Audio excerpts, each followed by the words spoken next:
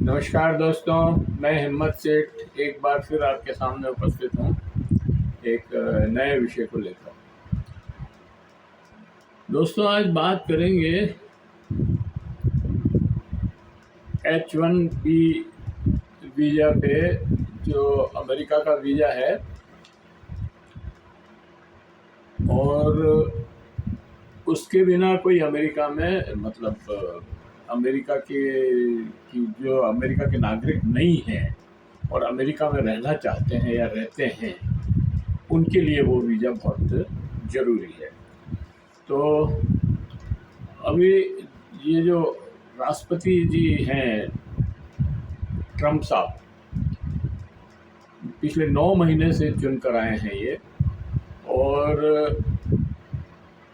आते ही इन्होंने अपने मित्र नरेंद्र मोदी से दोस्ती निभाना शुरू किया है और वो निभाते ही जा रहे हैं। पहले तो उन्होंने उनको नहीं बुलाया उनकी शपथ ग्रहण समारोह में। फिर वो गए तो जिस तरह की बातचीत हुई आपने देखा ही है, टीवी पर सब कुछ आया है कि कैसे उन्होंने हड़काया और कहा कि मैं वो लगा दूंगा।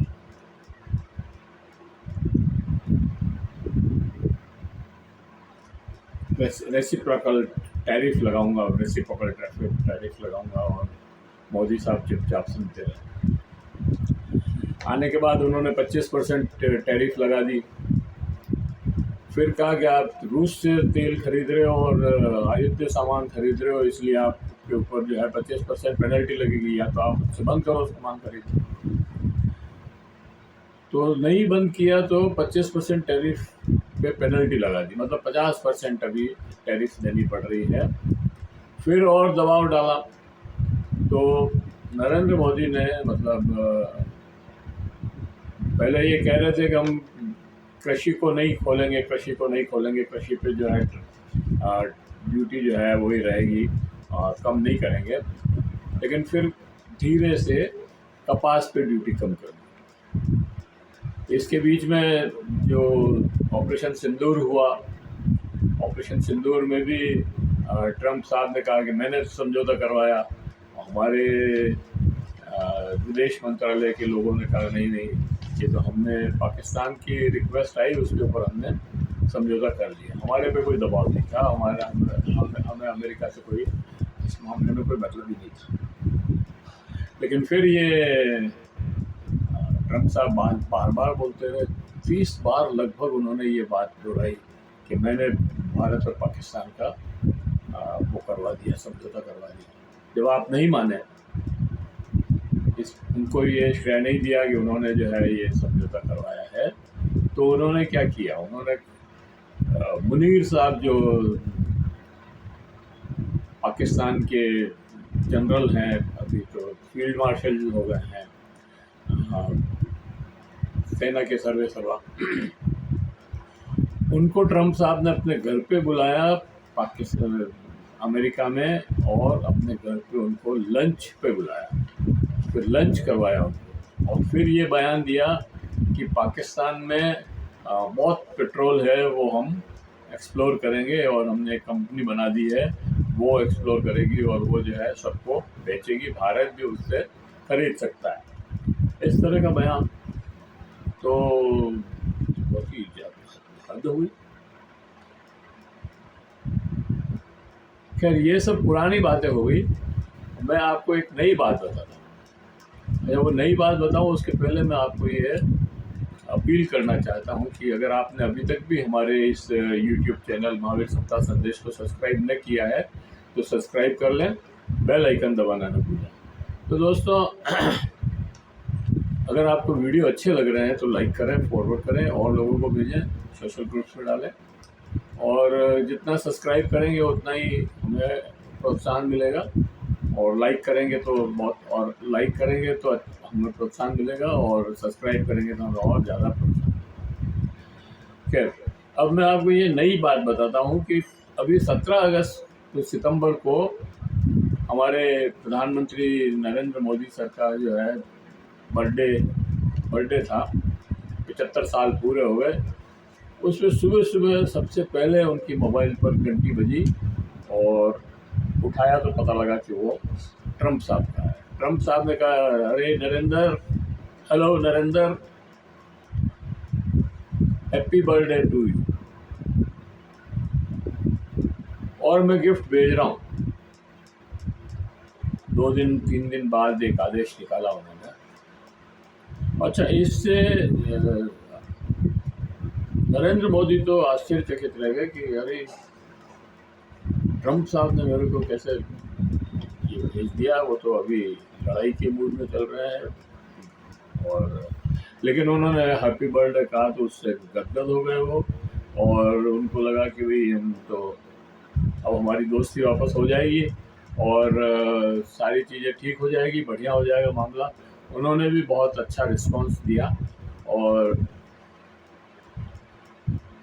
लेकिन 2-3 दिन बाद, मतलब 17 तारीख की बात है ये, 17 सितंबर की, और 20 सितंबर को उन्होंने एक आदेश निकाला और उसमें ये किया कि जो नागरिकों के लिए, ख़ास तौर से जो बाहर के विदेशी लोग हैं, जो अमेरिकन नागरिक नहीं हैं, उनको मतलब अमेरिका में रहने के लिए जो वीज़ा चाहिए, लीगली जो वीज़ा चाहिए, उसकी जो पहले दर थी $215 से $750, और कोई बहुत ज़्यादा उसमें हाई लेवल हाई फाई हुआ तो $5000 तक सारा काम निपट जाता।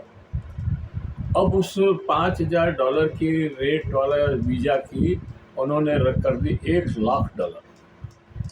$1,00,000 का मतलब ये हुआ कि 88 लाख, बल्कि 90 लाख रुपए भारत के 90 लाख रुपए देने पर वो वीज़ा मिलेगा। अब इतनी किसकी औकात है कि 1 करोड़ रुपए करीब एक वीज़ा के दे, और फिर वहाँ उतनी तो तनख्वाह ही नहीं मिलती वहाँ पे। तो और हर साल चेंज कराना पड़ेगा वीज़ा, ये जो रिन्यूअल कराना पड़ेगा वीज़ा, ये हर साल कराना पड़ेगा। तो हर साल आपको 1 करोड़ रुपया, मतलब 90 लाख रुपए आपको वहाँ देना पड़ेगा। और पहले वो वीज़ा वहीं जो है रिन्यूअल हो जाता था। अब आपको वो वीज़ा रिन्यूअल कराने के लिए भारत आना पड़ेगा, और भारत से रिन्यूअल करा करके फिर वापस आपको वहाँ जाना पड़ेगा। मतलब एक बहुत ही टेढ़ा काम ट्रम्प साहब ने इस नीति के बदलाव से कर दिया। अब ये कर दिया उन्होंने, तो इससे मतलब ये एक तरह का दीपावली तोहफा उन्होंने भेजा हमारे लिए, और नरेंद्र मोदी साहब के लिए नहीं, हम सब नागरिकों के लिए, जो भी अमेरिका जा कर के और अपना व्यवसाय करना चाहता था या अपनी सेवाएं देना चाहता था, उन सब के लिए ये एक मुश्किल तोहफा था। अच्छा, हमारे यहाँ से जो आईटी सेक्टर है उसके इंजीनियर्स और सॉफ्टवेयर इंजीनियर्स काफ़ी वहाँ पर जाते हैं, क्योंकि वहाँ बहुत डिमांड है। और हमारी कुछ कंपनियाँ हैं, विप्रो है, जैसे माइक्रोसॉफ्ट है, इनमें हमारे लोग बहुत ज़्यादा काम करते हैं, और वो वहाँ भेजते, इनको वो ये कंपनी ही वहाँ पर भेजती है काम करने के लिए और वहाँ सेवा देने के लिए। अच्छा, इधर ये डॉक्टर्स बहुत हैं, हमारे डॉक्टर्स अमेरिका में बहुत ज़्यादा काम करते हैं, तो इन सब के लिए एक परेशानी हो गई है। तो अब ये इतना न तो पैसा होगा, और न ये वीज़ा ले सकेंगे, और न वहाँ जा सकेंगे। इससे एक हमारे यहाँ एक बड़ी कियोस्क पैदा हो गई। और जो कई प्रोफेशनल्स लाइन में थे, और हमारे मतलब अच्छा, ये जो H1B वीज़ा है, इसका 70% लोग हमारे देश के ही हैं। ये जो वीज़ा जिन्होंने ले रखा है, वो 70% लोग इस वीज़े के हमारे देश के लिए। तो हमारे देश के लिए ये तो एक बड़ी आफत हो गई। और इस नीतिगत बदलाव से भारत पर हमारे प्रोफेशनल इतनी फीस तो नहीं दे सकेंगे, और अगर इतनी फीस नहीं दे सकेंगे तो हमारा जो है काम, ये जो आईटी सेक्टर है ये ठप हो जाएगा। और हमारा आईटी सेक्टर में मतलब अभी हम बहुत ग्रो कर रहे थे। हमारे यहाँ कर्नाटक, खासतौर से कर्नाटक में बेंगलुरु, तमिलनाडु में तमिलनाडु नहीं, तेलंगाना में हैदराबाद, और आंध्रा में, और महाराष्ट्र में बम्बई और पुणे, ये आईटी सेक्टर में बहुत तगड़े सेंटर बन गए हैं और बहुत ग्रो कर रहे थे। और यहाँ से बहुत लोग अमेरिका अपनी सेवाएं देने जा रहे थे, यहाँ से भेज भी रही थी कंपनी। अब कंपनियाँ इतना एक एक करोड़ रुपया खर्च करके हर साल उनको क्यों भेजेगी, मतलब। अच्छा, इससे क्या है कि हमारे को दूसरे बहुत सारे नुकसान और होने वाले हैं। एक तो अनएम्प्लॉयमेंट बढ़ जाएगा, क्योंकि ये लोग वहाँ नहीं जा पाएंगे तो यहीं पे फिर लगाएंगे जोर कि भाई हमको यहाँ कुछ काम करने को मिले, तो यहाँ प्रतिस्पर्धा बढ़ जाएगी, कंपटीशन बढ़ जाएगा। फिर ये ज़रूर है कि ये लोग अब ऑस्ट्रेलिया, दुबई, कनाडा, इस तरफ भी अपना जोर लगाएंगे, यूरोप में, कि भाई हमको वहाँ कहीं जगह मिल जाए, सऊदी अरबिया में, या सऊदी अरबिया तो अभी नाराज़ चल रहा है लेकिन फिर भी, तो और जापान में, तो वहाँ कहीं काम मिल जाए तो वहाँ जाने की कोशिश करेंगे। लेकिन एक बार हमारे भारत के लिए एक तगड़ा झटका, बेरोजगारी बढ़ाने वाला झटका लगा। अच्छा, इससे आर्थिक नुकसान भी बहुत होगा,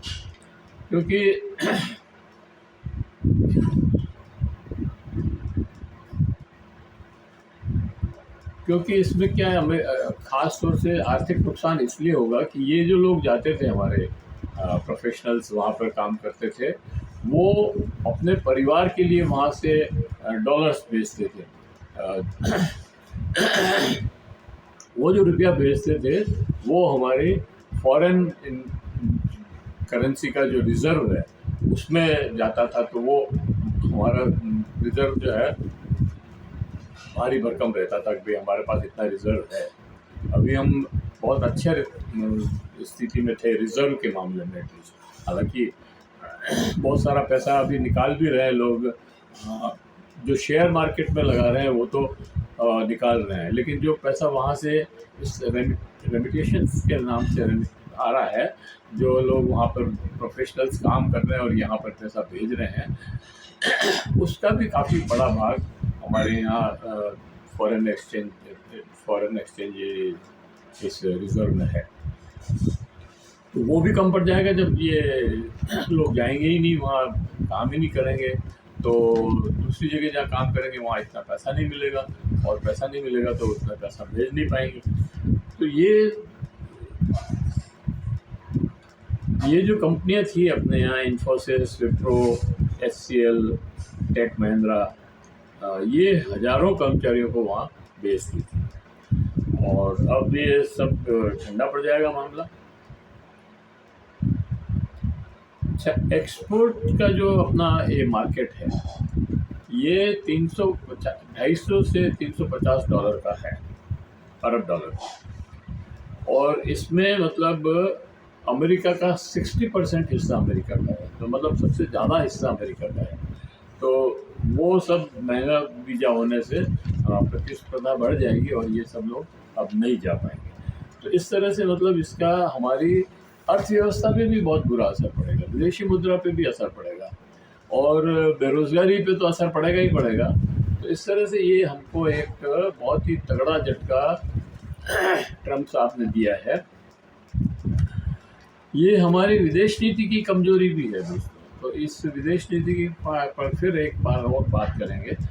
लेकिन अभी हम ये वीडियो यहीं समाप्त करते हैं। अगर आपको ये वीडियो अच्छा लगा हो तो लाइक करें, फॉरवर्ड करें, और लोगों को भी भेजें, अपने दोस्तों को भेजें, परिजनों को भेजें, अपने दूसरे सोशल ग्रुप्स में डालें, सोशल मीडिया पे डालें, और इसको ज़्यादा से ज़्यादा फैलाएं, क्योंकि ये जो घटना है, ये इवेंट जो बना है, मतलब जो इन्होंने ट्रम्प साहब ने ये जो H-1B वीज़ा जो है का जो रेट बढ़ाया है, ये हमारे देश के साथ एक तरह का मजाक किया है। हमारे को एक संकट में फंसा दिया है, सांसत में फंसा दिया है। तो अगर आपने अभी तक भी हमारे YouTube चैनल महावीर संता संदेश को लाइक नहीं किया है, सब्सक्राइब नहीं किया है, तो सब्सक्राइब कर लें, बेल आइकन दबाना न भूलें।